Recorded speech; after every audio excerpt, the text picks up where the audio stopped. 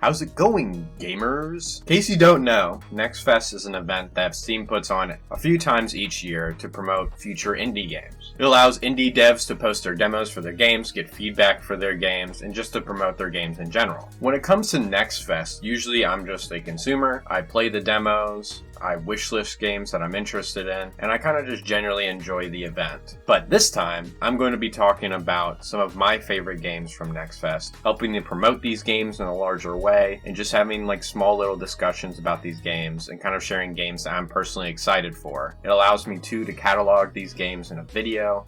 That way, if these games do come out, I will be reminded to pick them up later, and it'll give me the opportunity to do follow-up reviews in case any of these games really pique my interest. So without further ado, these are the Next Fest games to keep your eyes on. The first game I decided to check out on a whim was AI Limit. It intrigued me at first because it had a waifu protagonist, and it was being made by a seemingly Chinese dev, which I'm always in support of. I love seeing games from developers all over the world, not just Japan and America. I just gotta say I really love the art style, with a lot of the characters and enemies being very exaggerated and expressive in their animations. The mix of robots and more abstract enemy types remind me a lot about the types of vibe that the Nier games gave off, and I really dig it for this game. The game runs pretty well, with it running at a pretty solid 60 FPS, and I have to admit that there were some performance drops while playing the game when I entered some visually busy areas. Could be my PC just chugging along though, but it is something to be wary of.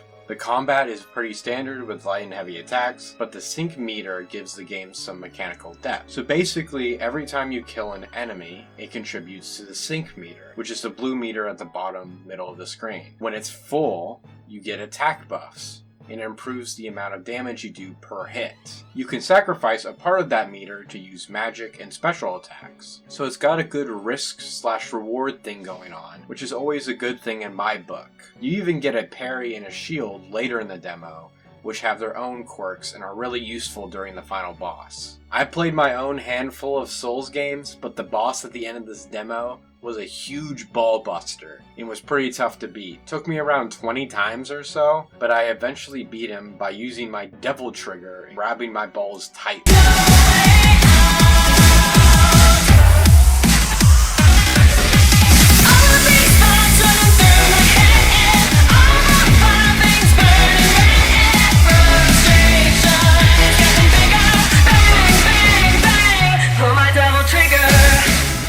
I do want to note that I tried using the dual swords, which are the dexterity weapons of the game, and it was just not working for me. I chipped and chipped and chipped at him, but I would always die at his second phase because I just was not doing enough damage. But when I used my freaking Buster Sword, I bullied the boss, staggering him after every few hits. So it feels a little unbalanced, but who knows. My only negatives about the game really is the performance issues that some areas of the game get, and some of the voice acting which is a bit stiff, especially for a Souls game. With the characters repeating dialogue that they were told before, it comes off really weird. Become a blader like you.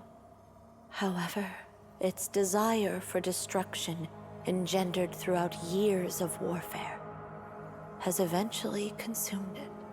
Desire for destruction? But if you love Souls games, then this game is for you, but it has plenty of depth for new and old fans alike. So I definitely keep my eyes out on this one. Whenever I'm scrolling through these Next Fest events, I always try to look for that kind of unique game made by a single developer. And I think I found it. Zephyr, A Thief's Melody is being worked on by one dude, and I really respect that. Looking at his game's website, I can see that he's worked on tons of small gaming projects over the years, and this game seems to be his most ambitious yet. Zephyr seems to be a 3D action exploration game, in the same vein as Wind Waker, and the art style is very reminiscent of that GameCube era aesthetic. Some call it the Blue Ocean aesthetic. It's that kind of design philosophy where the game worlds and the character models could have some fantastical and esoteric designs, but are still brimming with life and personality.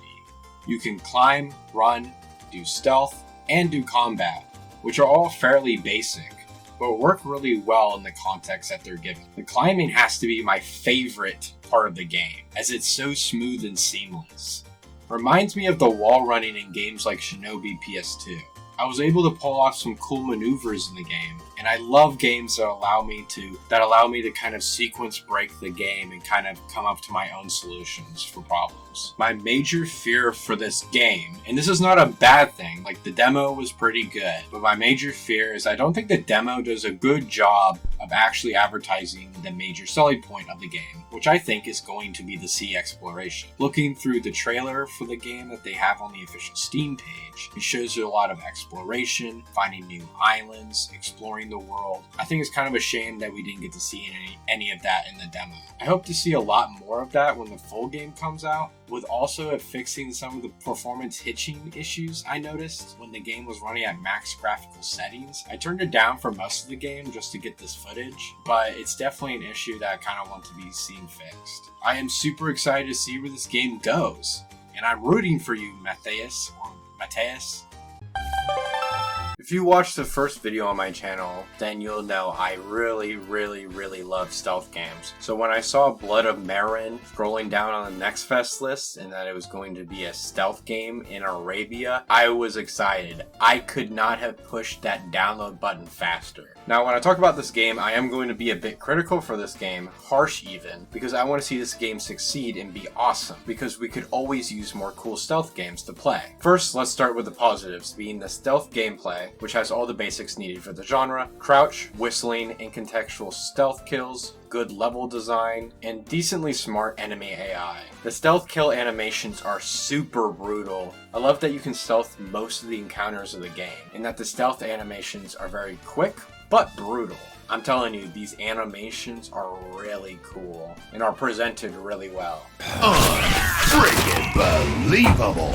There are also plenty of advantages to sneak around, and the aerial execution is always welcome. Now, the other half of the game is the hack and slash part of the game, which is not nearly as good. Like, I don't know how to express this feeling of disconnect between me and the game when I'm fighting these enemies. Enemies will overlap attacks, making it impossible sometimes to get hits in. You can't dodge over or through enemies, which can trap you to death in the knee lock, and there are no crowd control options. Your hits don't even hit multiple enemies, even though it looks like it should. I had to turn down the difficulty during the demo. Enemies kept attacking over and over each other. It would not let me whip out a single attack.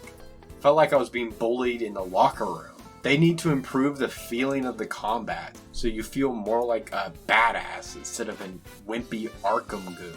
That was a little bit harsh with my frustration around the combat, but I do think the stealth part of this game is really cool. And especially if they open up some of these arenas and make the stealth kind of more open and varied, something like a Splinter Cell game, or even kind of some of the sequences from Assassin's Creed, I think this game could really open up. But I do think that, the attack combat element of this game definitely needs to be worked on. Feels a bit rough, and if they really just patch that out, then I feel like this game could do really well. Also, they need to fix some of the performance issues, because I was running this game on my PC and I had to turn it down to like medium quality just to get it to run on my PC at a smooth, decent frame rate, around 48 FPS to around 60. So that definitely needs to be improved. I know I don't have the best rig ever, but I do think it could be improved, definitely. Overall, I still think you should keep an eye out on this game, and you should even try the demo. All the demo links will be in the description below.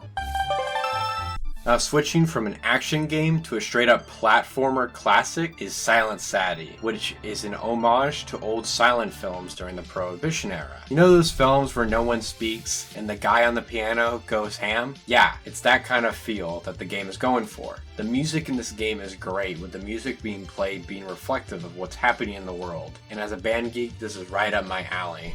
Like during the chase, you get this nice crescendo of the piano as it gets louder and louder and louder until you hit that final note and you go bam.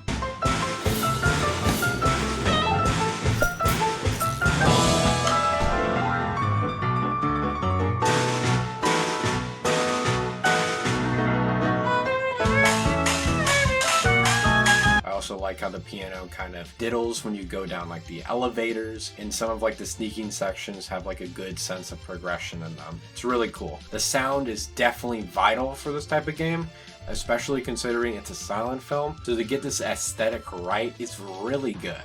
The controls are pretty tight, and the level design was pretty solid, with some tough platforming challenges in the demo. I do think the slide could be a tad longer, as I often got stuck during one of those sections where you have to slide and break the paneling. I kind of got stuck in the middle and I didn't fully get through.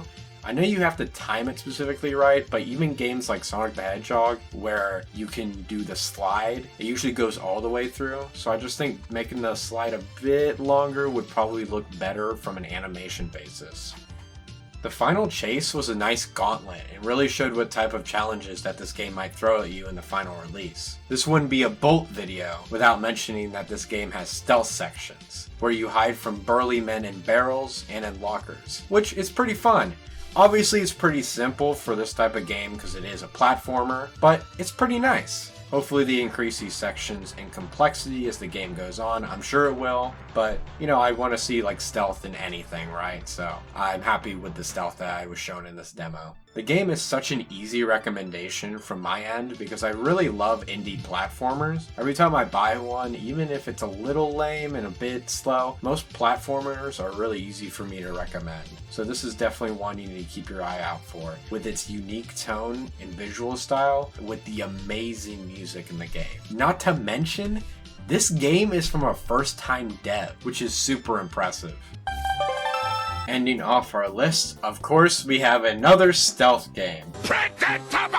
Hooray! Sorry, I'm a weirdo who likes stealth games. Sue me. Hush Hush Academy is a cute little stealth game that has such a unique premise, where you play as a gossiping little git who can't just help spreading nasty rumors. So you have to get her through an entire school day without spilling the beans and getting her an F. I love seeing indie games toy with a genre in unique ways, and this game is certainly unique. Every time you complete a task, your eagerness goes up, which makes it harder to not gossip, which is represented by a QuickTime event. My only major issue with this game is the arthritis this game gives you with the QuickTime events. But there's also an option to turn that off, but then that kneecaps the challenge, so I'm a bit mixed on it. Also, I found sometimes when you're going down the halls, the difference in space between a person who can be gossiped to and a person that cannot be gossiped to, I think could be presented a little bit better. You also get like these types of elite enemies that you have to go through like this little mini game where you're like slowly walking away from them as they're talking, which is super funny because I feel like I've done that type of stuff when I was in high school. Plus, each level has like this little boss that you have to face that's like kind of presented as like a Pokemon battle or even kind of like a RPG battle, and they all have different gimmicks to them, so that's cool. So that's definitely neat. I also hope that the game has more than 5 levels,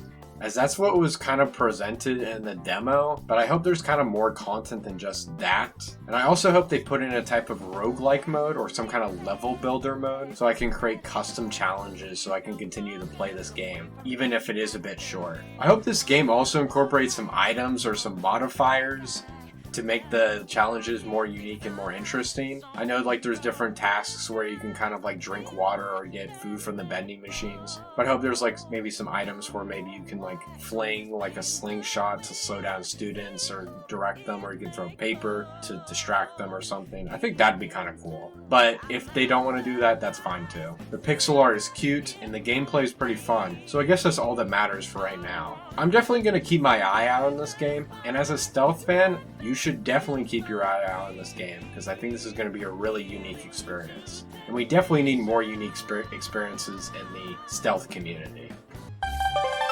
Before I sign off for the day, I kind of want to talk about just some minor recommendations, some games that kind of stood out to me during the Next Fest, but I didn't have a whole lot to say about them, but I just kind of wanted to throw them out there in case anybody would be interested in these types of games. So the first one is Teenage Wasteland. It's an RPG kind of based on early 90s and 2000s high school life. Kind of reminds me a lot about the types of vibes that the Bully game kind of paid off on. It has a lot of different perks and a lot of different abilities, and it has like missions that can be tackled in different ways depending on who you talk to and what type of perks you have, and it's really cool. I really like the different types of dialogues you get with the different perks. Each perk kind of adds to the different dialogue you get. So if you have a meathead perk, the meathead perk will like add commentary to certain conversations and decisions. It's really cool. The next game I want to talk about is Out of Sight, which is kind of a cool 2D animated type of stealth game. Seems to have a lot of cool elements to it. It seems like aliens have kind of infiltrated this base that you're in, and you kind of have to use different stealth techniques to kind of get through these little mini